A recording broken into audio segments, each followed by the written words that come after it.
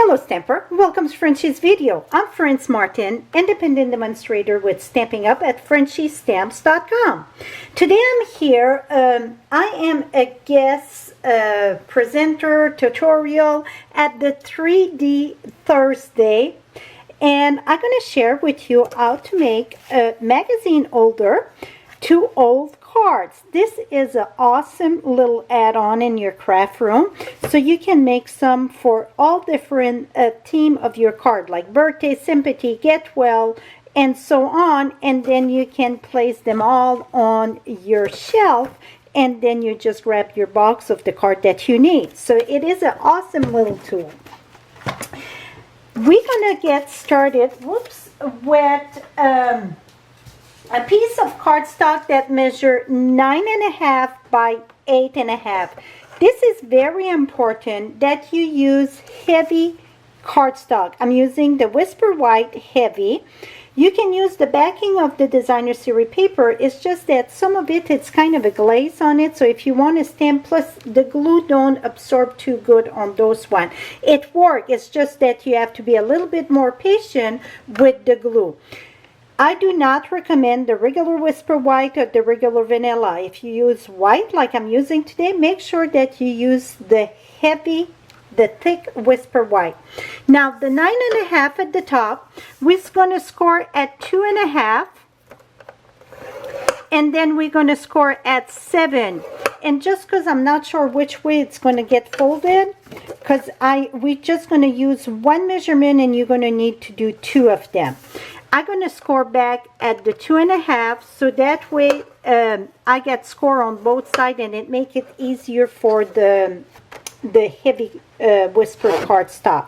Now turn this, that it's 8.5 at the top. You're going to score at 2.5, and again I just flip and do the same score line we did. So it just score on both sides, and it's going to make it easier when we do the next steps. Now let's put that there. Let's bring our paper cutter here. And if you want, you can sew on this side. So that's 9.5 at the top, and this is the 2.5 we score. It really become at the bottom because it was at 8.5. Now this come at the bottom. So here, so you get the short score at the bottom there. From the top, you can mark on the last score there at 2.5, or you can do what I'm going to share here. So at the top it is the 8.5, but the score going to go to the right. You're going to bring this at 3.5, and really the score, the mark that you did should be right in the groove that you cut. Now you're going to cut that to your mark or right at the score line there. So I'm going to bring this at the 2.5 there. And what I look at, this line here on that blade, that's where the blade is, and I stop it at the 2.5. Now we're going to take this. We're going to fold this score down. You're going to bring your score at the top here, right in the groove where the track is cut. And then you're going to bring the other one right here where we stop cutting, and we're going to cut that diagonal. I'm just trying to see over the camera here. Here we go. And now I'm going to cut that diagonal. This is removed. Now you're going to need to do 2 exactly this way. Now okay, let's this one here, we're going to cut well, not that way. We're going to cut at the bottom to your score line here, and then we're going to come here and cut there. Try to cut off that score line there. So I'm just going to take a sliver there. That make it much easier when you're going to come to assemble. This one looked pretty good, but let's still, I'm just going to take a sliver off here. Okay, and this one, it doesn't matter if you do this one or that one in those square here. You want to remove about ½ inch. So they want, because if we don't remove a bit of it, let me show you what I'm talking about. It's going to be easier to understand here. So when we're going to bring this, see they overlap. So it's a little bit, I don't want no lumpy in that. So I'm going to take just one of the square, doesn't matter which one, and I'm going to remove about ½ inch. I'm going to remove this.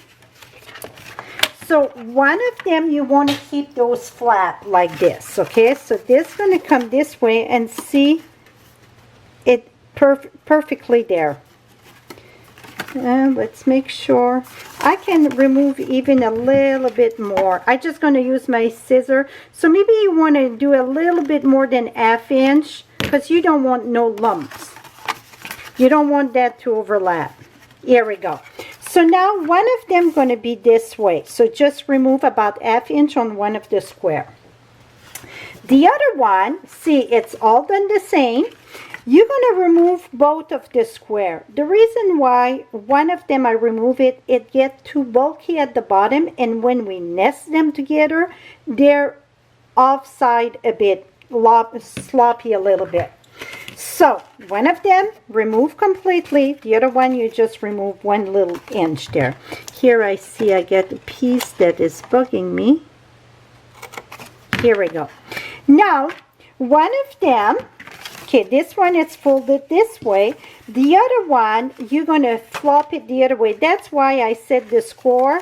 If we don't score on both, when it's white whisper, or it doesn't matter, when it's a heavy cardstock, if you don't score on the right side, well, then it's going to crack. Normally, the indent, that's what they call the valley, stay in, and the mountain, I'm sorry, let's reverse that. When you score, let me bring a score here. And I'm going to show you the difference between the two. I'm going to score there and score here. Okay, so in the score, where you see the indent, that's what they call the valley, that go out. The mountain it's in, the valley it's out. We would think the other way. And see, it fold and it's no crack. Now, if I were to take the valley and bring it in, this is too much of it. See, it won't pucker there. It's gonna, sometimes it's gonna crackle your paper. So it's the valley, it's out, the mountain in. Remember that. Okay, now we're gonna assemble this. Now we're gonna take those two flaps here and we're gonna add the glue. But first, before we get started, it's very important to reinforce all our score with our bone folder. You want to varnish that very lovely. Okay, now this one, we're going to do that also. And anytime you do 3D project, you want to really reinforce your score, and that's going to make life much easier. Now, I'm going to fold this in, those two tabs, and I'm using Tombow glue. And the reason why I like Tombow glue, it's because if I'm not straight right away on the first spot, it gives me still the chance to move that around. That's the main reason. You can use tear and tape. I do not recommend snail for this. Absolutely not. Now, I'm just putting this straight right here. See, I go with my finger. I know it's straight. Now, I'm going to put this, and again, go right there with my finger, and I know that's straight. Now, I'm going to bring this down, and I'm going to press that very lovely so the glue can bond that very good. See, now we get halfway done. Now we're going to take this one, and both of the diagonal need to come down, and this is going to get there, there, and there, and there. So first we're going to put glue on this one. So fold it down.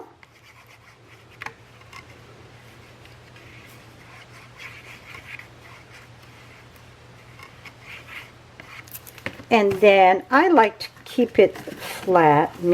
I just gonna bring it there. Then I'm gonna push it in my corner, then bring it up. Press that very lovely. That's what a lot of the time, that's where I don't put enough pressure so the glue don't bond to, you know, the two pieces together. So I want that very lovely, especially the corners, you know. Here we go. Now that it's all straight, see, perfectly straight, perfectly straight. Now I'm gonna put glue in this, and it doesn't matter if you do the front or the back first. This, you want to make sure that you get enough glue, because you know it's the edge get abused sometime or so on. So I'm gonna put glue on both of them. And now I'm going to bring this up straight down there and in the back. And I like to put that straight up so then I know it's right together lovely. Now after it's bound just a little bit here, I know that it's straight. I'm going to bring this down. Again, my bone folder or your and. Here I see it move a bit. I'm going to come here.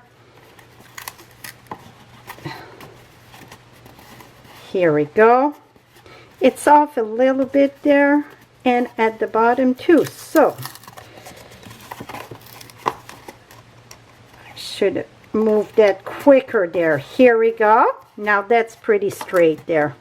I got maybe a little sliver, but if that's the case, you get a little sliver, you can always go in. And I mean, it was a sliver, right? Here we go. Now just make sure again that it's all pressed lovely together. See? Boom, done. Now let's decorate that a little bit. I got the Bird Ballad designer series paper. This is 12 by 2. I score a 1/4 inch and a 1/4 inch. Now we're gonna start. I'm trying to score this, you know, all, and I didn't have no luck. So I'm just scoring each end, and I think this is going to work better for me. So I'm going to put glue just on one of the edge there. The rest don't have it. I mean, I got glue there, not on this little one. Start from the back, well, the side, I would say. And this go in the back. The little place we score gonna go in the back. And I just leave about 1/2 inch, maybe a little bit more. Let make sure this is straight. About 3/4 inch at the bottom, I would say. Just make sure this is straight here. Okay, press your hand. Move it around, turn it. And here what I do in the corner, I take my finger and just score it with my finger. Right now my finger get glue on it. And press it all the way down.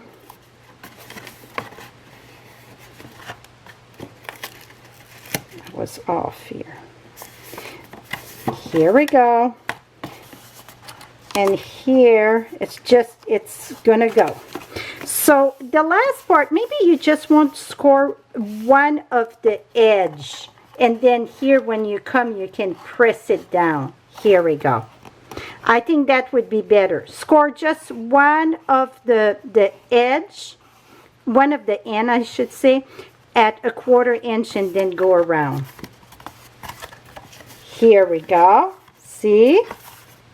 Now the back here, I'm going to put more glue here. I took a piece of designer series paper. My glue got stuck here. Okay, a piece of designer series paper that measured 2 by 2.5. Now I get this over here. Or you don't even have to put that around. That is the hardest part, to be honest with you. See, I was not straight at all there. I was way off.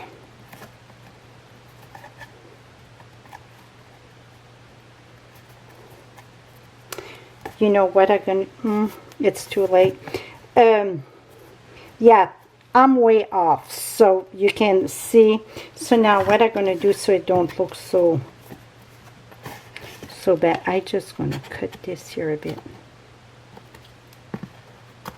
Here we go, so it won't show that much in the back. So that's the artist part, or you can cut it all by section. So this would be 2.5, and then I think that would be the easiest way, 4.5, and put it in strip like that.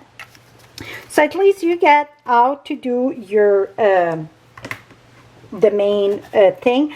And in my direction, I'm gonna put strip of 4.5, 2.5. That's going to be much easier than trying to go around. Now I did, I'm using the Magnolia Bloom. You can use any stamps that you want. So you would take the grading of you want. And this is the Everyday Label Punch right here. And I'm using a 2-inch circle in the back. So I thought to cut it there. Yep, I won't cut it. The top, see, I didn't, well, see what we're going to do. Cut that there. Cut that there. Now I'm going to use my happy birthday. Now I'm going to stamp on this. So maybe cut it first so then you can align. Uh-oh, that didn't work. I had finger, here, let's do this again. I'm going to use those things that we get this left over there. Now I just cut this straight and cut this straight. Now I'm going to take my happy birthday and I'm going to stamp that right here in the center. Voila. Now I took this and we're going to glue that on our 2-inch circle. I'm afraid to touch the ink. I see it's not dry. And we're going to align that here. And then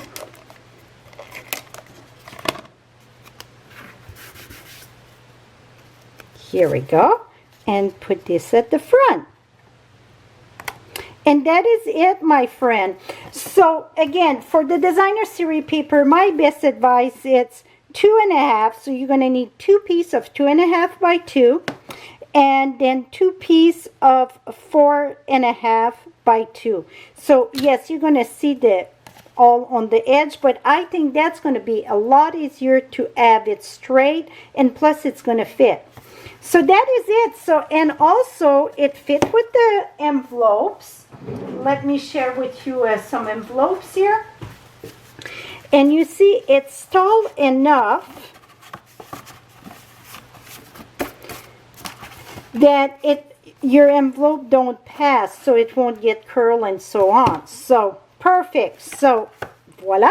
Oh, I should have said, if you wanted to stamp like this one, stamp before you assemble. Cut everything and then stamp. This is it, my friend. Again, I will have all the measurement and all the supplies on my blog, direct link below or above, and it's at FrenchieStamps.com. Thank you so much and have a lovely day, my friend. Bye-bye for now.